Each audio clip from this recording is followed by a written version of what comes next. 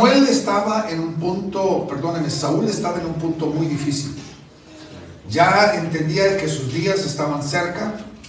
Él había quedado ya en desgracia, voy a usar esa palabra, con Dios. Él había fallado al llamado de Dios, había sido rechazado por Dios. Dios se había buscado otro. David se estaba levantando rápidamente y desde la perspectiva de Saúl, David le estaba haciendo contrapeso. David estaba ya confabulando para poder no solamente destruir, sino quitar a Saúl del camino. Desde la otra perspectiva sabemos que David nunca, absolutamente nunca hubiera levantado un solo dedo en contra de Saúl. David hubiera preferido morir antes de que le oponerse a Saúl. Por eso él decidió huir como si fuera, vamos a decir, un traidor o un débil. Prefirió huir en los desiertos en vez de enfrentar a Saúl. Se escondía para no tener que enfrentarlo porque le tenía mucho respeto. Lo consideraba padre, lo consideraba señor, lo consideraba el ungido y nunca quiso levantar un solo dedo en contra de Saúl. Pero Saúl, desde la perspectiva ya, porque ya estaba no solamente contaminado por espíritus inmundos, sino estaba ya perdiendo, vamos a decir, la sensatez espiritual. Y entonces decide él buscar una pitonisa para poder tratar de hablar con Samuel por última vez. Y él llega de escondido con una pitonisa. Y ahí en el versículo 7 dice: y entonces Saúl dijo a sus siervos: buscadme una mujer que sea medium, pitonisa, para ir a consultarla. Y sus siervos le dijeron: he aquí, hay una mujer en Endor que es medium, que es pitonisa. Ustedes, yo sabemos la historia, no hay necesidad de redundar en la historia. Lo que claramente tenemos que definir hoy acerca de este espíritu pitónico, que el espíritu pitónico, oiga bien lo que le quiero decir, es no solamente un contraparte, sino es un imitador del ministerio profético. Es uno que quiere imitar para poder engañar, para poder desviar, para poder desprestigiar. El enemigo, debemos de reconocer algo, y usted puede ver esto como una definición de la obra satánica alrededor de todas las escrituras. Es de que el enemigo no es creador. Él no tiene creatividad. El enemigo es un copia. Y lo hace para poder desprestigiar la obra de Dios. De tal forma que ahí es donde nosotros debemos de tener mucho cuidado. Porque cuando nosotros miramos la obra del enemigo y hay un parecido con la obra de Dios, la tendencia de muchos de nosotros es irnos al otro extremo. Nosotros rechazamos lo de Dios porque hay un parecido con lo satánico. Cuando tenemos que ver de que el enemigo se está aprovechando de ese sentimiento en muchos de nosotros, que es muy común en muchos de nosotros, de irnos al otro extremo, de volvernos anti algo. En vez de pesar cada cosa y de verdaderamente juzgar cada situación, tenemos la tendencia de cubrir todo bajo una cobertura y decir: todo lo que es esto está malo. Porque el enemigo se aprovecha de eso, porque ha desprestigiado la obra de Dios haciendo una copia. Y una copia, vamos a decir, ruda, mala de la obra de Dios.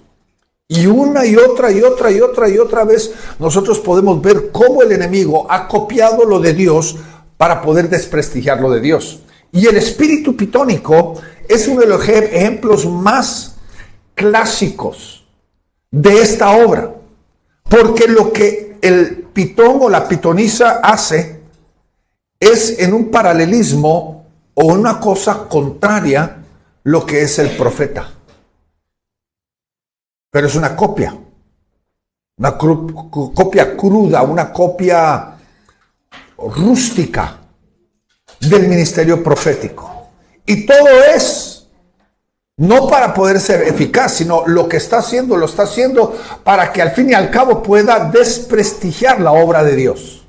Porque muchos de nosotros sin realmente discernir las cosas, tenemos la tendencia de rechazar todo, porque tiene olor a malo. Tiene olor a demoníaco.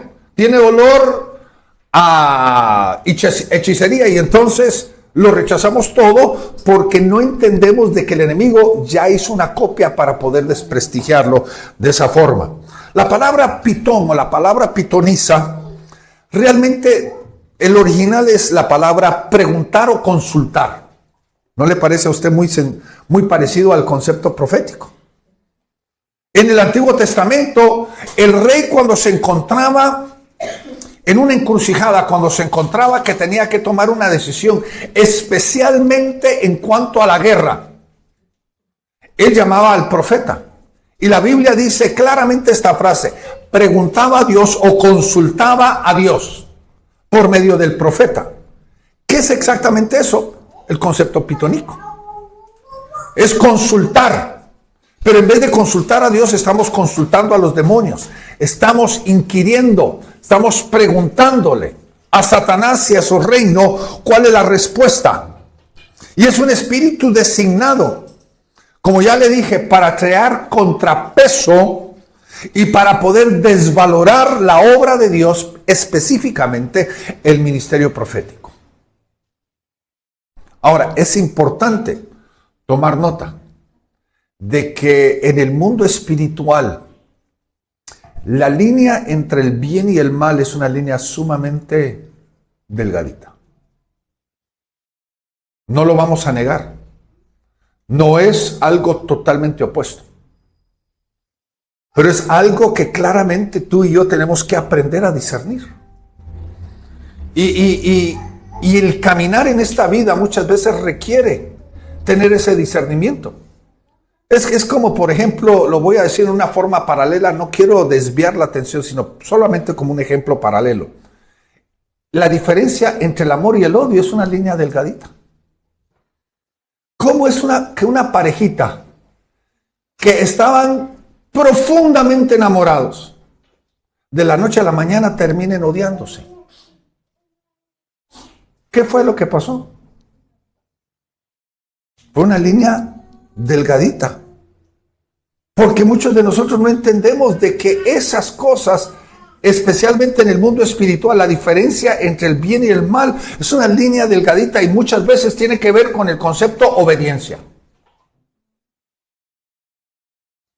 Y el cambiar del mal al bien, o vamos a decir del bien al mal, porque del mal al bien es más difícil, pero cambiar del bien al mal es una cosa de un acto muy pequeño muchas veces.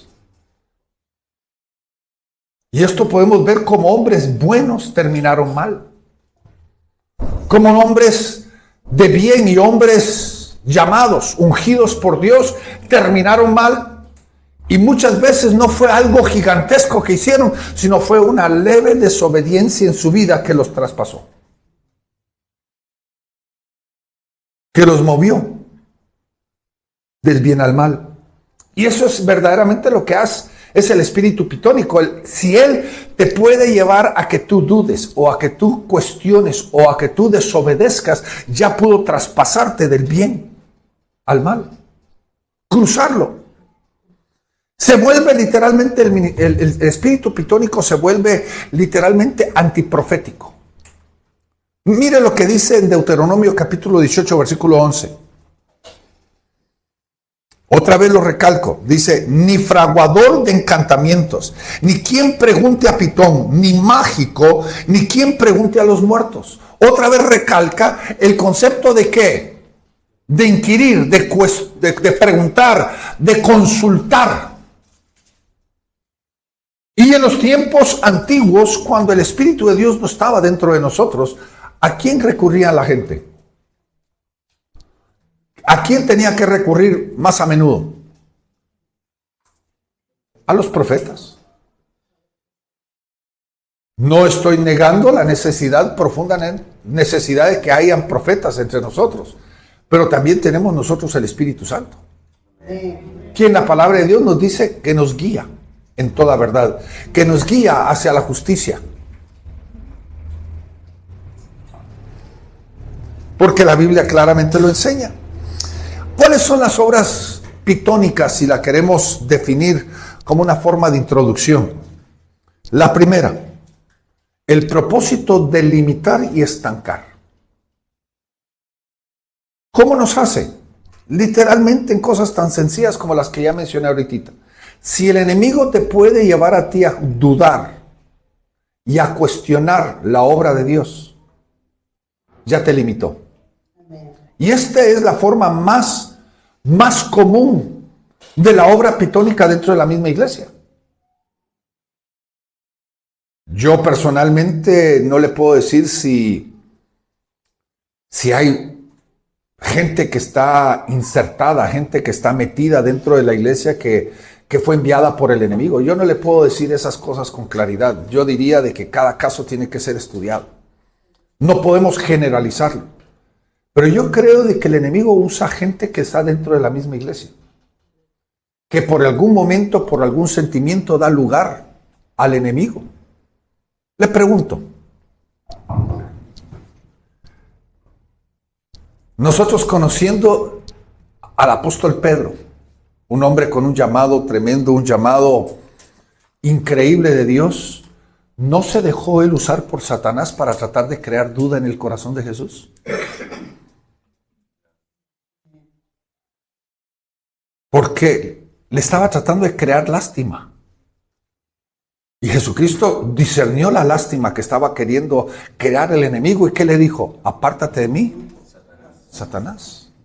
Él discernió de que no era Pedro el que estaba directamente obrando, sino era Satanás el que estaba trabajando a través de Pedro. Y por eso yo quiero que seamos bien justos y no generalizar las cosas para empezar nosotros a querer ver espantos detrás de cada situación en las iglesias. Pero yo creo que hasta aún dentro de la misma iglesia el espíritu pitónico puede trabajar, porque lo que quiere es desviar y limitar. Lo hace a través de la duda. Estoy usando una cosa tan sencilla. ¿Será? ¿Podrá? Si dudamos la obra de Dios, hay una manifestación en ese fluir que es pitónico, que nos está tratando de desviar de verdaderamente la obra de Dios. Quiere desviarnos de la dirección sana que Dios tiene para la iglesia. Ustedes saben de que una falsa dirección es como la mentira. ¿Cuántos grados de mentira se tiene que tener para que la verdad ya deje de ser verdad? ¿Cuántos grados de mentira? Para que la verdad sea la verdad, tiene que ser ¿cuánto por ciento de la verdad tiene que ser? ¿Cuánto? 100% de la verdad. Si es un grado de mentira, deja de ser ¿qué? La verdad. Y lo mismo con la dirección. Imagínense que a usted aquí a 1 kilómetro de distancia está el mar. Usted se pone en un barco, se mete en un barco, y el barco, la meta del barco es la isla de Pascua. Y se desvía 1 grado. ¿En dónde va a terminar usted? Tal vez en la China, quién sabe. La China es demasiado grande para perderla. Pero la cosa es 1 solo grado. El enemigo no tiene que presentarnos a nosotros una distracción increíble, una mentira grande. Lo único que tiene que hacer es ¿qué? 1 grado de desviarnos del plan y el propósito, la dirección de Dios. Porque lo que trata de hacer es de que nosotros perdamos el enfoque, la mirada puesta en quién debería estar nuestra mirada, Dios. Es bien interesante ver la historia de una obra pitónica en el Nuevo Testamento, y esta la encontramos nosotros allá en el caso de Filipo. Cuando Pablo y Silas llegaron a Filipo, empezaron a predicar Se encontraron primeramente con un grupo de creyentes, empezaron a evangelizar a ese grupo de creyentes, pero empezaron a evangelizar por medio de todo el pueblo y se encontraron con una muchacha pitónica. Y si usted juzga esta situación, yo le puedo decir, a Pablo le tomó 3-4 días juzgar la situación. Era un espíritu tan refinado que a Pablo le tomó 4 días el poder discernir de que era un espíritu pitónico. Porque la actitud, el tono y las palabras que esta muchacha estaba diciendo eran 100% la verdad. Ella no mintió, ni exageró. Pero el espíritu pitónico sabía algo, que la fama en ese pueblo, en esa ciudad llamada Filipo, era de que esta muchacha era conocida como un espíritu pitónico. Y todo lo que ella decía representaba a Satanás. ¿Y qué era lo que estaba queriendo hacer? Ella dijo, yo les voy a dar gato por liebre. Voy a engañar a Pablo y a Silas con toda la verdad. Pero lo que el pueblo va a discernir es de que somos lo mismo. Somos aves de la misma loma. ¿Está entendiendo la diferencia? Que para ese espíritu pitónico era el valor del convencimiento del pueblo de que Pablo y Silas y lo que había dentro de esta mujer era lo mismo, era la misma fe.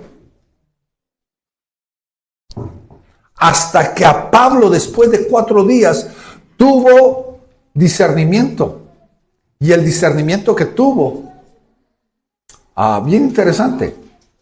Acaba de terminar con sus pastores, tenemos un discipulado y acaba de terminar una clase que se llama Los 5 sentidos espirituales. Y uno de los 5 sentidos es el olfato, ¿sí o no? El oler. ¿Y cuál es el sentido espiritual de la nariz? El de oler. Se llama discernimiento.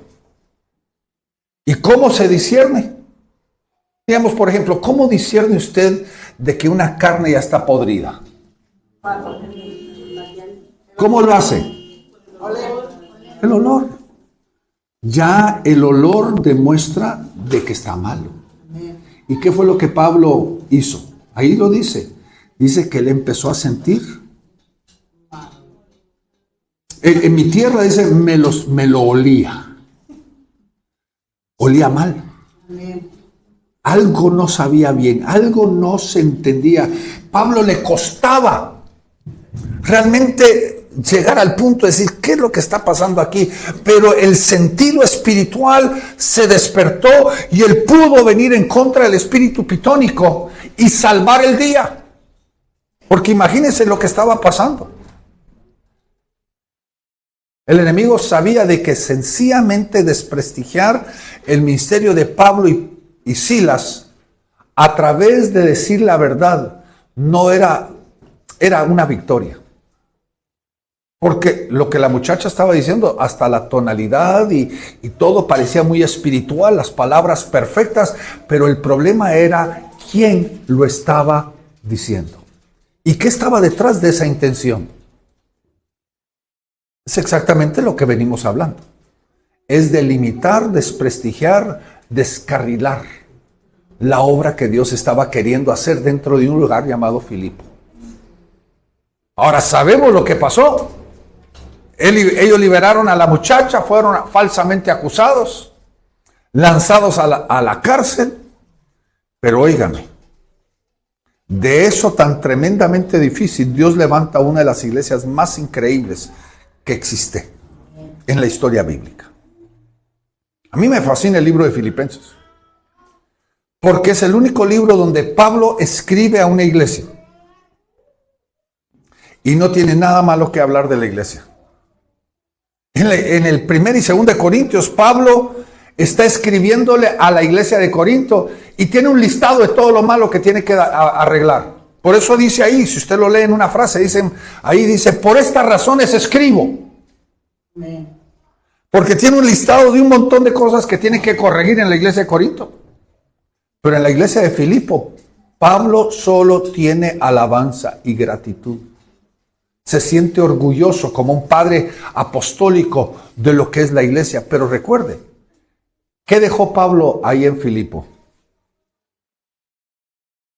Dejó sangre y pellejo. El costo fue, ¿qué? Increíblemente grande. Pero ¿quién se levantó a tratar de oponerse? Fue este espíritu antiprofético, contraprofético, que se levantó con el propósito de ¿qué? Estancar y desviar lo que Dios estaba queriendo hacer en esa ciudad llamada Filipo.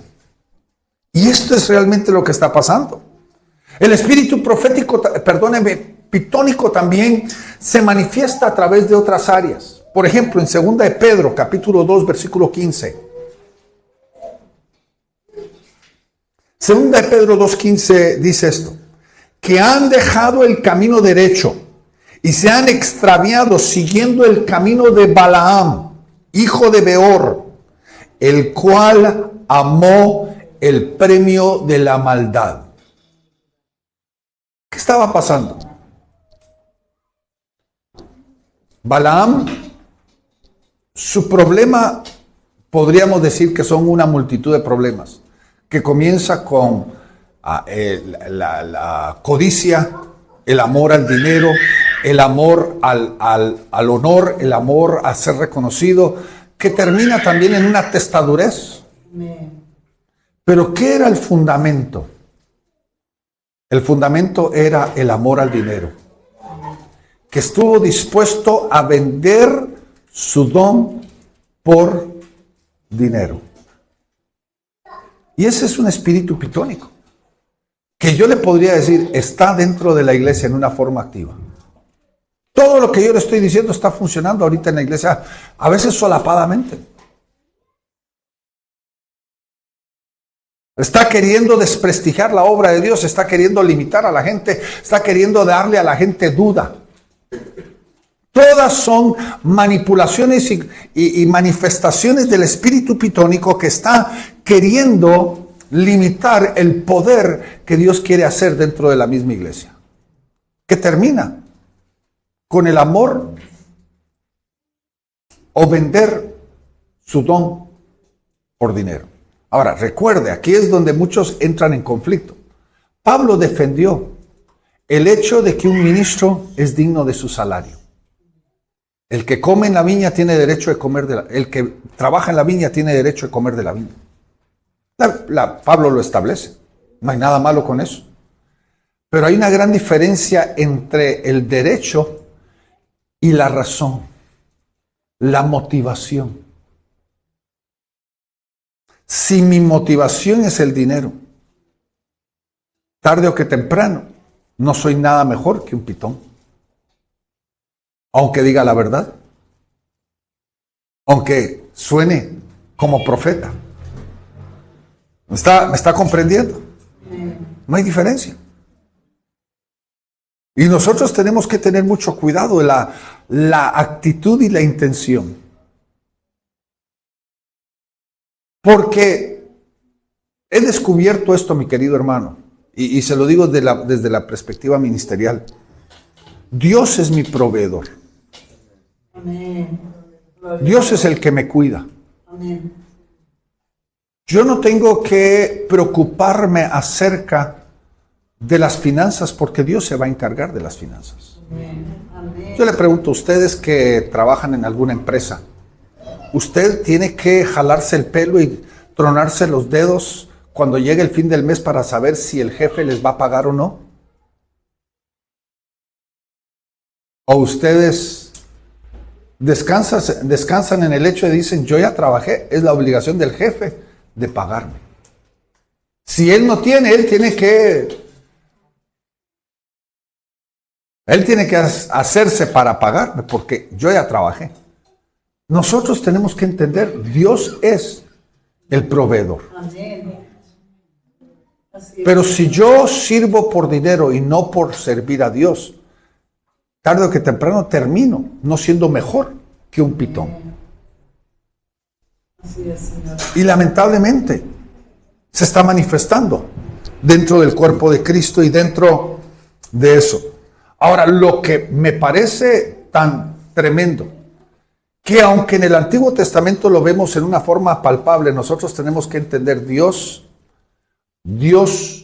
es el mismo.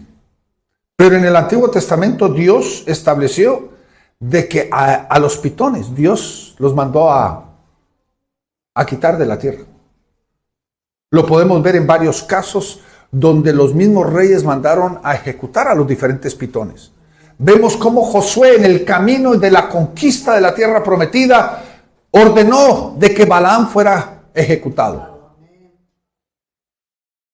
Ahora nosotros podríamos decir, hoy vivimos en un gobierno con diferentes leyes, pero óigame bien, la ley de Dios y la obra de Dios, Dios siempre lo va a hacer. Si nosotros por alguna razón, vamos a decir legal, no podemos cumplir la orden de Dios, Dios siempre la va a cumplir. Dios hace su obra porque nadie puede engañar a Dios. Y nadie puede deshonrar a Dios con su propia vida y creer que puede salirse de ese plan y ese propósito.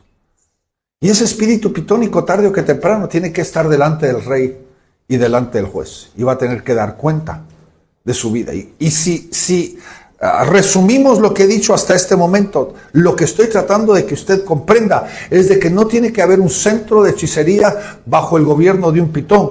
Ese espíritu pitón se puede manifestar dentro de la iglesia.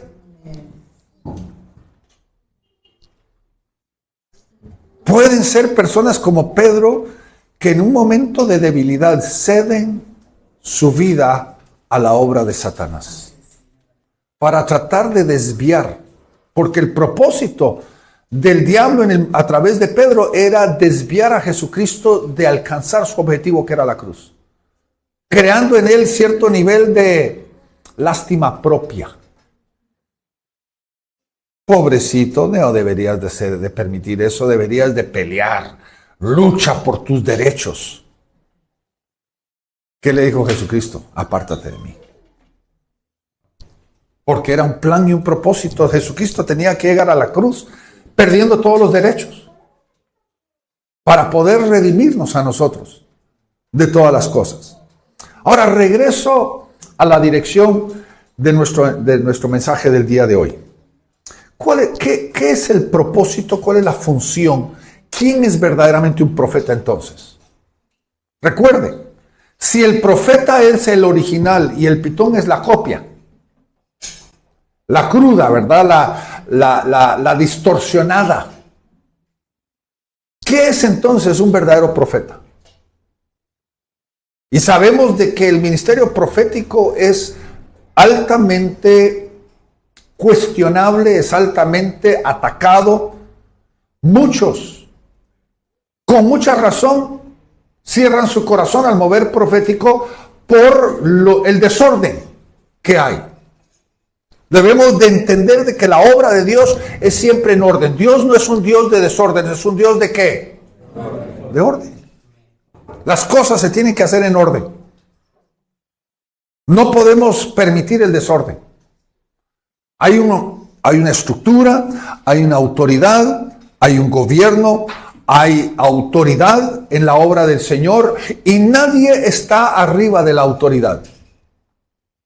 Un profeta no puede entrar y pensar de que sencillamente porque lleva el título de profeta puede hacer lo que él quiera.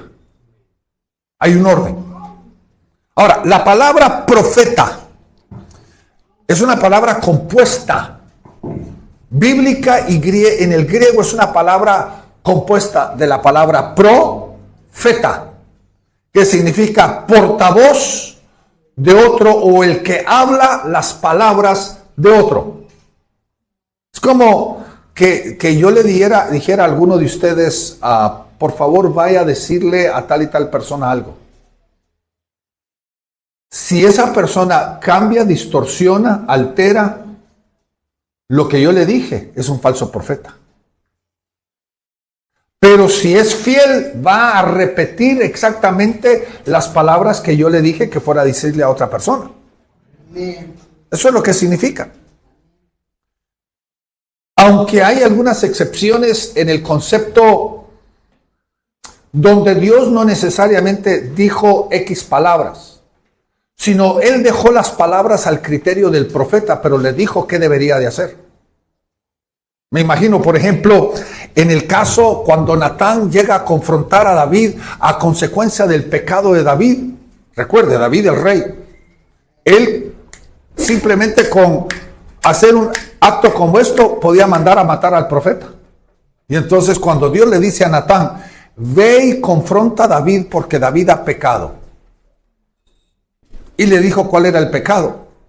Yo me imagino de que toda la noche Natán pasó orando, Señor, ¿cómo lo digo? ¿Qué es lo que digo? ¿Cómo confronto? ¿Qué palabras uso, Señor? Y el Señor trajo a su corazón una parábola.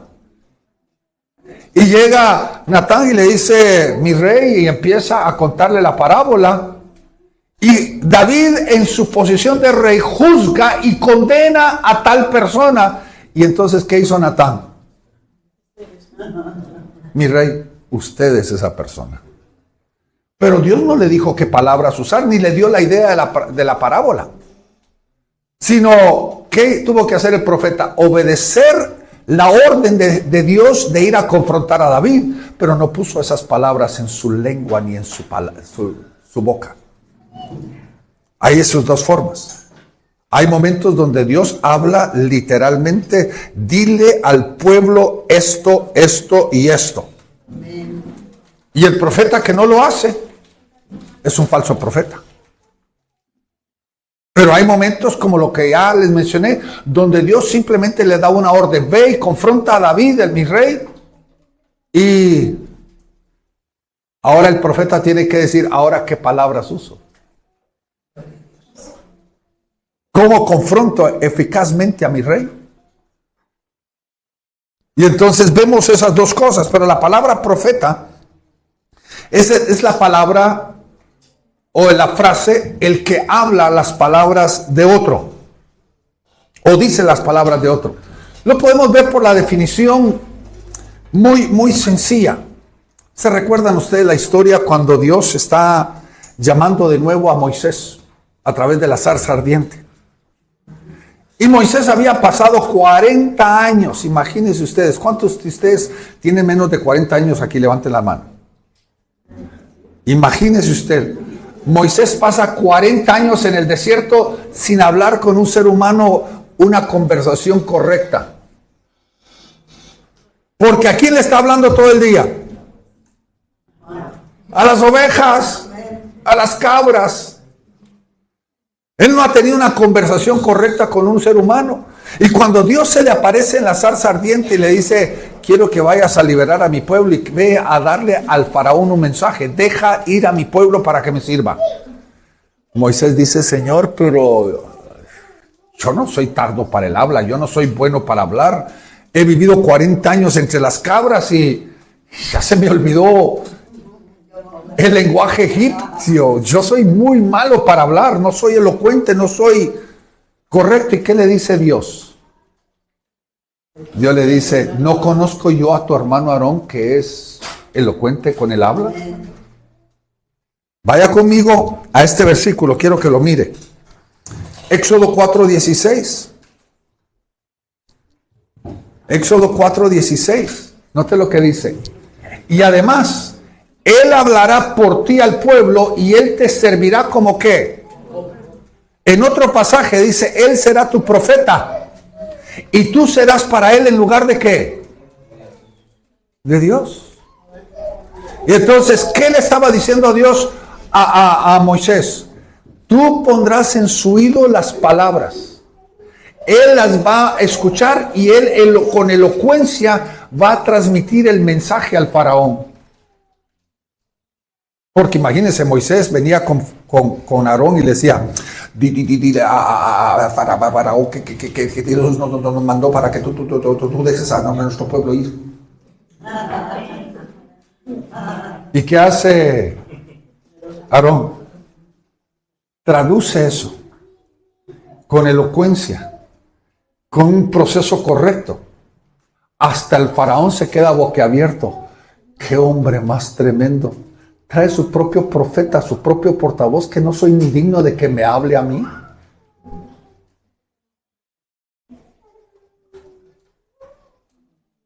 Pero ahí está. Portavoz. Hablará por ti. Tú pondrás en sus bocas la palabra y él hablará por ti. Y entonces podemos ver cómo Dios establece a través de esto la verdadera labor de un profeta. Es que, hermanos, hoy en estos tiempos modernos nosotros creemos de que el profeta es simplemente una que profetiza. La Biblia, yo podría decirlo, es solamente el 2% de la labor profética. El profetizar es una cosa mínima a comparación de todo el trabajo. Y si esa fuera la marca, algunos de los profetas bíblicos los sacaríamos del listado de profetas. Por ejemplo, ¿cuántos de ustedes me podrían mostrar una sola profecía de un profeta llamado Abraham?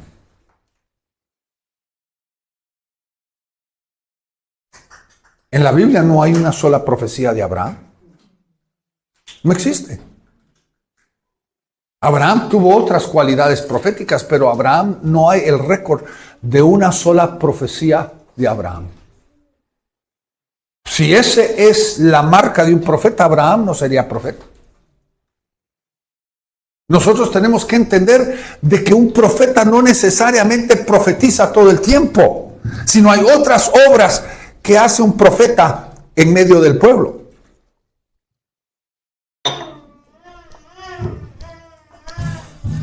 Y entonces la Biblia está llena de profetas. Moisés fue profeta de Dios. Pero también Josué habló a Dios, de parte de Dios. Lo que podemos ver nosotros también, de que el profeta también corrige y confronta. No solamente la historia de Natán, que ya la hemos visto, sino cuando Dios llama a Isaías, por ejemplo, Dios le dice a Isaías: yo te envío a un pueblo de cabeza dura, pueblo rebelde, con cabeza dura. Y lo que le está diciendo: agárrate, porque tu confrontación a veces va a ser rechazada, pero no desvaloriza lo que yo te estoy dando para que tú hables. Vas a seguir hablando y teniendo que repetirlo hasta que verdaderamente podamos nosotros terminar confrontando ese problema dentro del pueblo. También Ezequiel es llamado a un pueblo rebelde.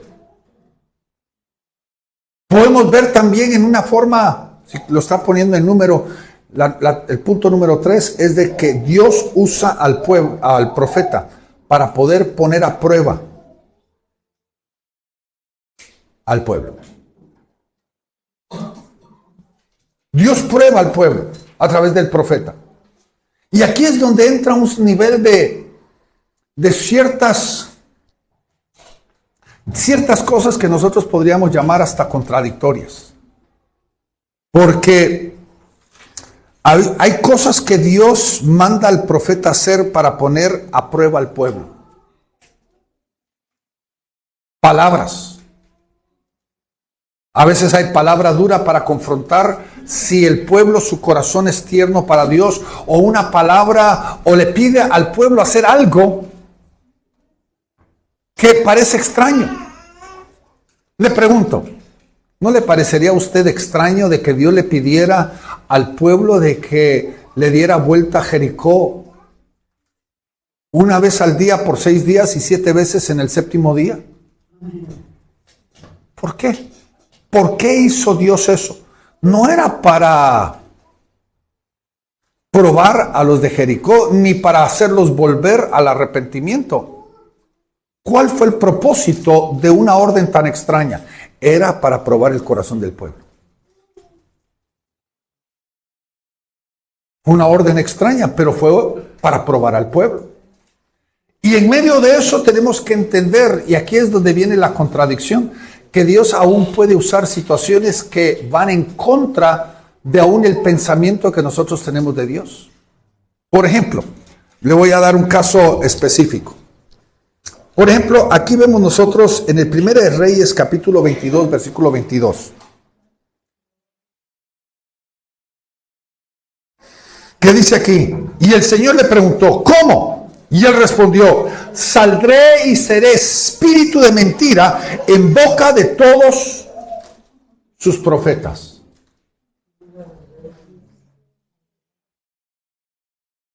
Ahora, note. Quiero que usted note algo aquí bien interesante.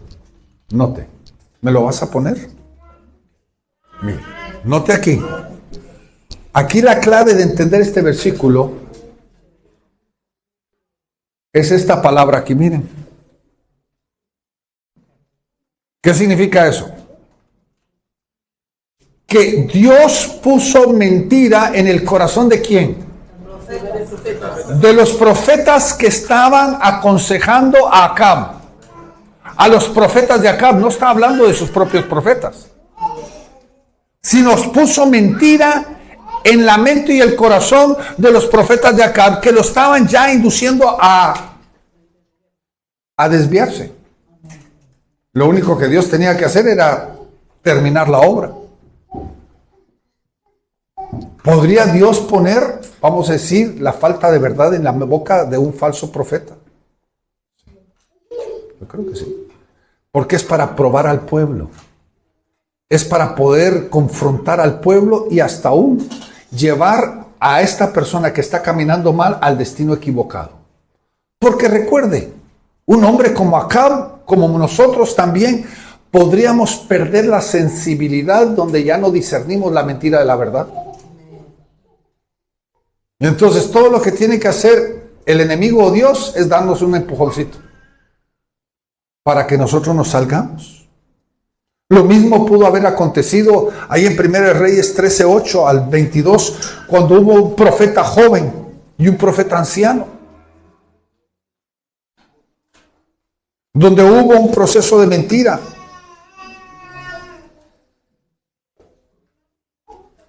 Lo que le estoy diciendo es esto, oiga bien. Dios a veces permite cosas difíciles para hacernos a nosotros cuestionar aún la palabra de un profeta. ¿Qué nos dijo Dios?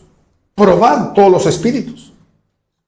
Imagínese usted de que aquí delante de nosotros tuviéramos a una persona que es aceptada como un profeta. Tiene 20 años de carrera profética. Nosotros deberíamos de aceptar todo lo que él dice. Ciegamente. ¿Qué tenemos que hacer? ¿Qué tenemos que hacer? La palabra de Dios dice probar todos los espíritus, si son de Dios. La palabra nos dice de que hay que escudriñar las escrituras para ver si lo que se está diciendo es la verdad. Miren, hermanos, yo no espero de que usted se trague todo lo que yo estoy diciendo. Yo espero de que usted, ahí donde usted está sentado, usted está razonando lo que yo estoy diciendo. Y está dejando de que Dios sea el que avale lo que yo estoy diciendo. Sencillamente porque usted me tenga respeto a mí o usted me conozca por mi trayectoria no significa de que yo tengo carta blanca para poder decir lo que yo quiera. Yo voy a ser juzgado, pero también usted va a ser juzgado. Si usted acepta algo que no debería estar aceptando porque sus ojos, los ojos de su entendimiento ya están cegados. Por eso es de importante de que nosotros estemos alertas todo el tiempo. Y en realidad nosotros podemos ver bíblicamente hablando, ya lo mencioné una vez en el contexto pasajero, pero la Biblia nos habla de que si alguien que es un profeta reconocido puede desviarse, nosotros tenemos que estar siempre alertas. Miren, la Biblia en una forma Lo voy a decir en una forma basada en mi propia opinión. El profeta más increíble en la Biblia que yo considero por sus obras fue Balaam. Si usted lo mira, Balaam dice la historia de que él venía de por ahí, por Irak, Irán, Afganistán, por allá, muy lejos de Israel. Pero la fama de este profeta era conocida hasta en Canaán. Imagínese usted el nivel de hombre que era este hombre. Las diferentes manifestaciones que yo miro son increíblemente asombrosos. Él dice, por ejemplo, ahí en el capítulo 22, 23 y 24 de Números, que son los 3 capítulos donde encontramos todo lo de Balaam. Dice, por ejemplo, el que oyó las palabras del Altísimo, el que vio al Omnipotente. Palabras como esas. El que oyó los dichos de Jehová. El hombre tenía la capacidad de escuchar, de poder ver, de poder hablar.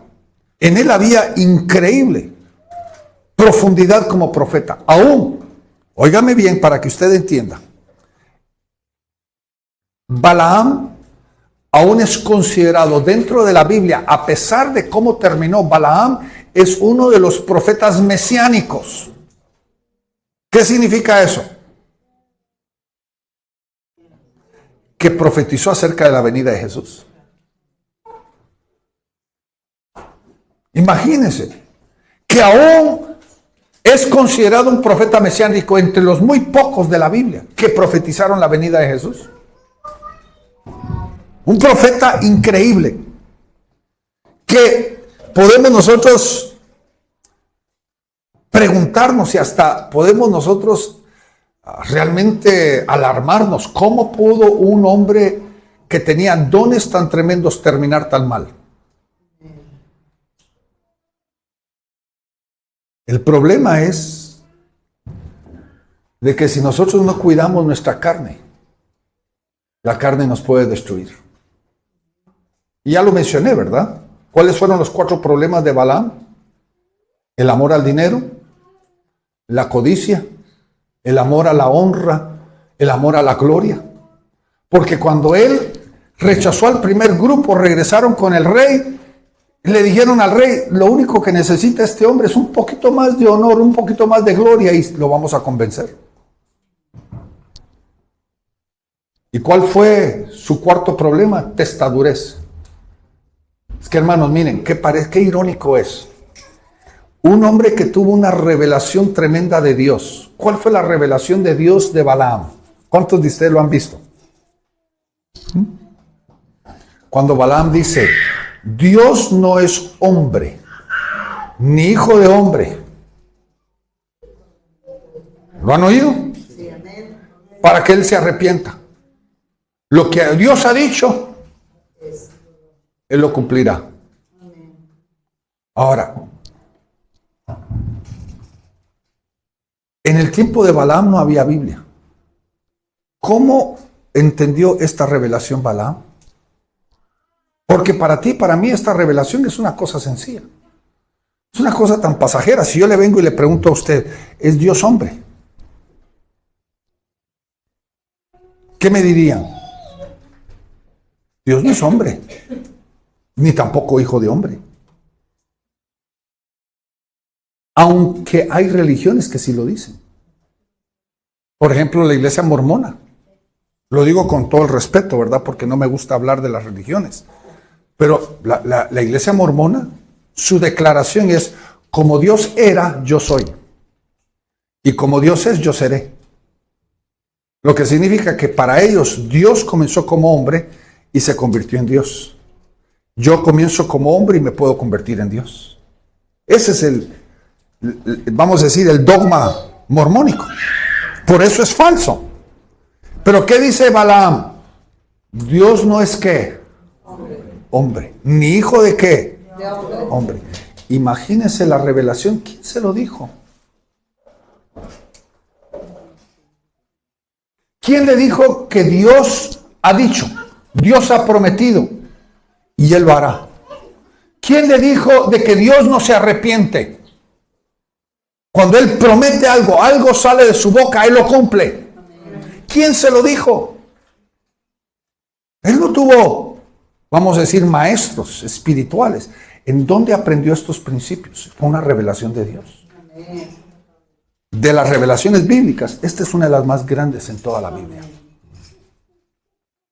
Y nosotros muchas veces, porque ahora cuando yo lo dije, eso ya lo sé. Lo sabemos como pericos porque lo hemos oído. Ahora, ¿qué llevó a Balaam a volverse en un simple hechicero? Mire, hermanos, es que oiga, mire, dice de que Dios no se arrepiente. Ahora, cuando vinieron por primera vez la caravana del rey y le ofrecieron gloria, honra y dinero, y él va con Dios y le pregunta, mire, ¿me están invitando a que vaya con ellos? ¿Y qué le dijo Dios? No. El que dijo que Dios nunca se arrepiente. Cuando viene la segunda vez y le dice, voy a preguntarles, le voy a preguntar a Dios ¿qué me dice? Él ya debería de haber sabido de que Dios, ¿qué? Dios no se arrepiente. Él debería de haberles dicho, miren, Dios dijo no, y es no.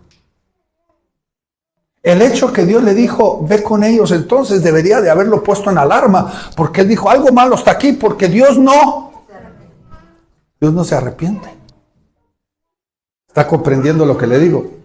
Pero como fue testarudo, Dios le dijo, ya quieres ir, y si te quieres ir, vete con ellos, yo no te voy a parar.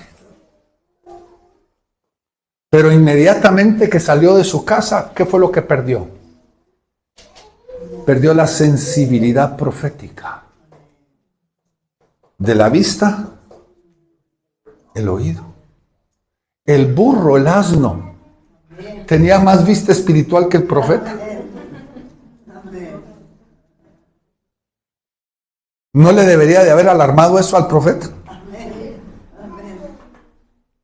Tenía más sensibilidad del burro. ¿Y qué hace? Empieza a pegarle. Y aquí la Biblia dice de que él le pegó y habló tan bruscamente con el asno. Es literalmente lo que pasa en el proceso de caída de un creyente, que empieza a perder control. Un hombre de paz, un hombre de tranquilidad se vuelve violento y pierde la cordura. ¿En dónde perdió la cordura? ¿En dónde se volvió loco? Comenzando cuando le empezó a hablar a un burro. No sé si lo entiende lo que le estoy diciendo. Cuando se pone a tener una conversación y el burro le responde, debería haber parado un momento, esto está malo. Esto no es común. Por eso lo digo cuando hablo sobre Balaam, digo esto, mire, si alguna vez su perro le habla o su burro le habla, ponga atención porque Dios le está diciendo algo. Dios lo está llamando a la atención porque no es común. Pero ¿qué estaba haciendo el asno? Le estaba reclamando porque le dijo, te he protegido a tu vida. Yo vi que el ángel estaba para matarte y te paré para que no murieras. Y de repente Dios abre sus ojos y ¿qué hace? Mira al ángel. Y el ángel le dice, Dios me mandó para que te matara. ¿Y cuál es la respuesta del profeta que ya había perdido toda sensibilidad? Dice, si quieres me devuelvo.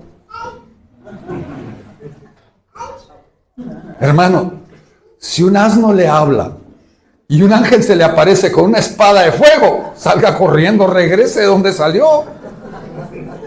Pero el profeta había perdido toda la cordura. ¿Sí o no?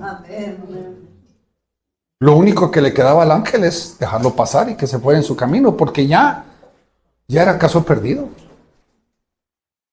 Lo que nos da a entender, hermanos, es de que nosotros que estamos en el proceso de Dios, cada uno de nosotros, tenemos que entender que usted es su peor enemigo. Si usted no aprende a controlar estas cosas, esas cosas que hasta este momento usted ha tenido lucha y hasta aún lo han controlado a usted en el pasado, usted tiene la tendencia en perder lo que usted ha alcanzado. Tenga mucho cuidado. Tenga mucho cuidado. Ahora, trascendiendo de lo que hemos hablado, la pregunta que quiero responder en los próximos 30, 35, 30 y 40 minutos es esto. ¿Qué es entonces un profeta? Trascendiendo de lo que hemos hablado. ¿Qué es genuinamente un profeta? Bíblicamente hablando, el profeta, oiga bien para que me lo entienda, el profeta es el enlace entre el mundo natural y el mundo espiritual. Por las características de sus dones, el profeta es muy sensible al mundo natural y al mundo espiritual. Y muchos de nosotros no entendemos realmente cómo casan las dos cosas. No entendemos cómo está interlazado el mundo natural con el mundo espiritual. Sabemos algunos principios. Por ejemplo, la Biblia dice que el cielo está más alto que la tierra.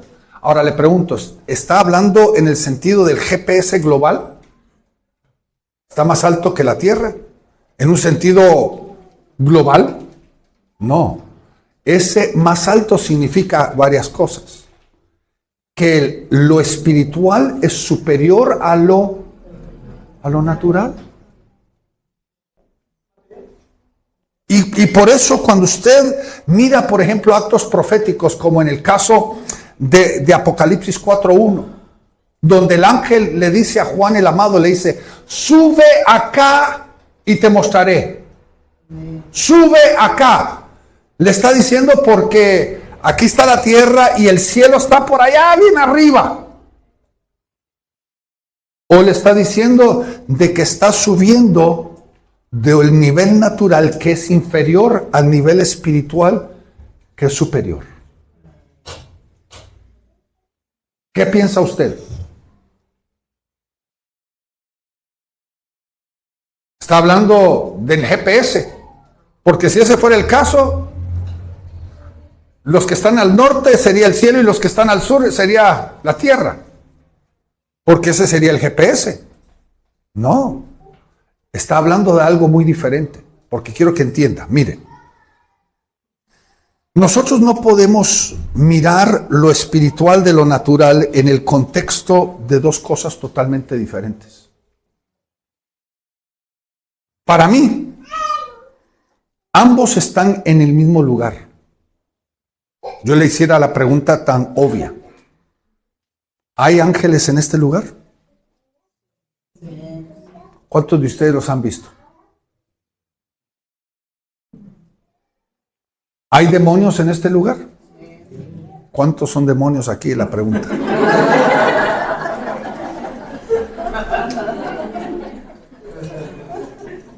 Ahora, nosotros asumimos por un hecho lógico bíblico de que el mundo natural y el mundo espiritual están ¿qué? Enlazados, entrelazados. Están en el mismo lugar. No son dos dimensiones diferentes. No es una dimensión natural y una dimensión espiritual como algunos han creado. Si ese es el caso, los que tienen la teoría de las 7 dimensiones, nos faltan 5 más para descubrir. Para mí la Biblia solo habla de dos estados, 2 niveles. ¿Y cuál es? El natural y el espiritual. La tierra y el cielo. Punto y aparte. Ahora, lo que claramente la palabra de Dios nos enseña, y esto es bien importante que usted lo entienda, es de que ellos están interlazadamente. Algunos han dicho de que, por ejemplo, y esto voy a meterlo dentro del criterio algunos han dicho de que el cielo está al final del universo.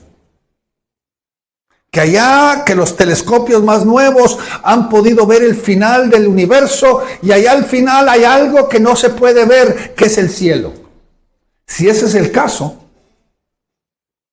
podremos nosotros decir en una forma física natural, aquí está lo natural y afuera de lo natural está lo espiritual.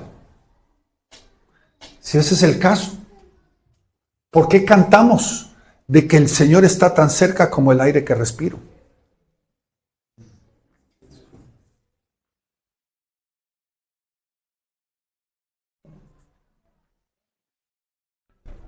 No sé si me entienden la pregunta. Si ese es el caso, ¿cómo es de que Dios está tan cerca? Porque si Él está en el mundo espiritual y yo estoy en el mundo natural, ¿cómo es que Él está tan cerca de mí?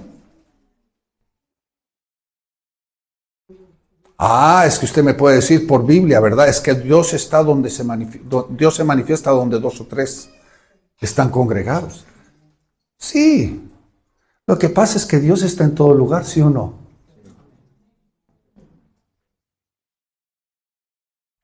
Job lo preguntó, ¿podré yo irme tan lejos que pueda yo apartarme de donde Dios no me toque ni me alcance?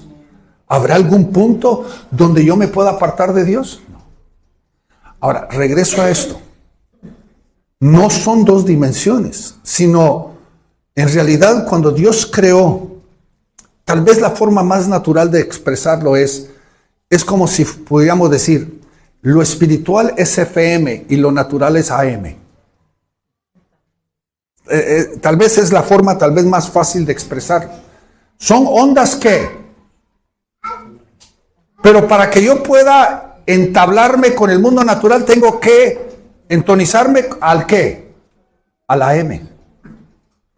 Pero para poder entonarme al mundo espiritual tengo que entonarme con qué, con el FM.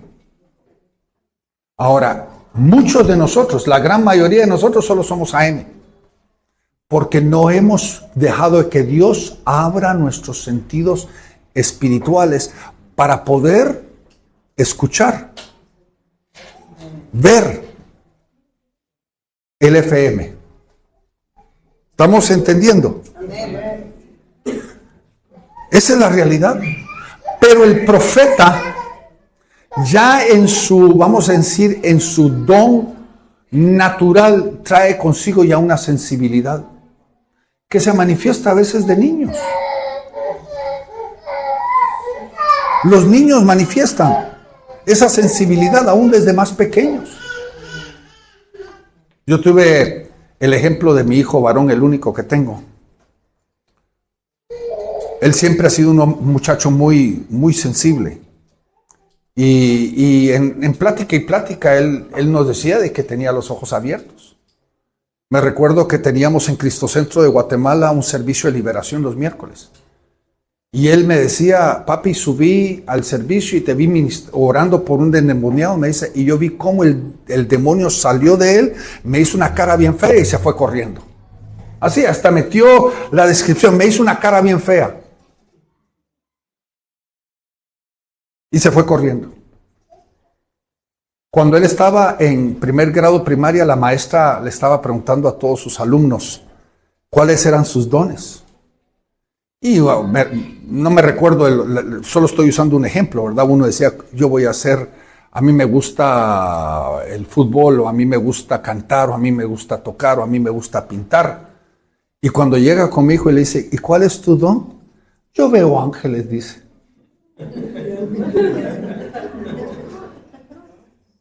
Porque esa sensibilidad comienza ¿dónde? Desde la concepción. Y lo que pasa, aquí es donde yo creo que usted debería entenderlo. Un niño nace con esa sensibilidad espiritual porque tiene un llamado. Pero llega un punto en su vida donde él tiene que determinar cuál va a ser la dirección de su vida. Va a escoger si va a encaminarse hacia lo profético o va a encaminarse hacia lo pitonizo, hacia lo pitónico, hacia la hechicería, hacia la brujería. Porque el brujo y el profeta tienen los mismos dones. ¿Me está entendiendo? Pero llega un punto en el cual nosotros tenemos que empezar a discernir de que eso no es seleccionado para unos cuantos. Todos nosotros tenemos en nosotros la capacidad de poder desarrollar los dones. Pero va a requerir esfuerzo, va a requerir buscar a Dios, va a requerir esperar en Dios, va a requerir tomar control de ciertas áreas de nuestra vida para poder abrir esa área de nuestra vida. Aún gente que tiene un llamado profético, no necesariamente todo viene fácil. Recuerde lo que le dije de que hay profetas que tienen dones totalmente diferentes. Hay profetas que no profetizan y hay profetas que no tienen los ojos abiertos. Pero la Biblia dice, si alguien necesita un don, pídale al Padre. Pídale al Padre. Y creo que es importante de que nosotros podamos también entender la dinámica de este mundo natural y este mundo espiritual. ¿Por qué? Porque el profeta tiene, vamos a decir, un pie dentro del mundo natural y un pie dentro del mundo espiritual. Y esto, hermano, no tengo tiempo, porque si yo me metería a este punto, podríamos pasar horas. Porque le pregunto esto, simplemente para darle a usted el ejemplo.